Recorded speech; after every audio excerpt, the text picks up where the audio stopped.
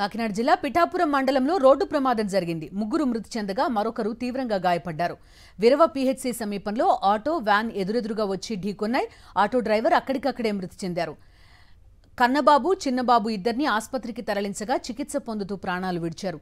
రమేష్ అనే వ్యక్తి చికిత్స పొందుతున్నాడు. వీరంతా మల్లం గ్రామంలో ఓ శుభకార్యంలో పాల్గొని వస్తుండగా ప్రమాదం జరిగింది.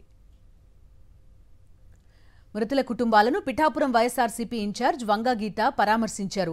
తక్షణమే మృతుల కుటుంబాలను ప్రభుత్వం ఆదుకోవాలని కోరారామె.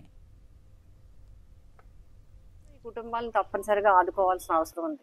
ఎందుకంటే అందరూ కాయకష్టం మీద బతికే కుటుంబాలు, ఆటో నడుపుతూ చిన్న చిన్న పనులు చేసుకుంటూ గడుపుతున్న కుటుంబాలు.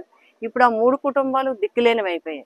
కాబట్టి వారికి ప్రభుత్వము మరి ఉప ముఖ్యమంత్రి గారు ప్రత్యేకమైన శ్రద్ధ పెట్టి, అధికారులు కలెక్టర్ గారిని కూడా మేము కోరుతున్నాం. తప్పకుండా ఈ విషయంలో ప్రత్యేకమైన శ్రద్ధ పెట్టి ఈ కుటుంబాలను ఆదుకోవాలి.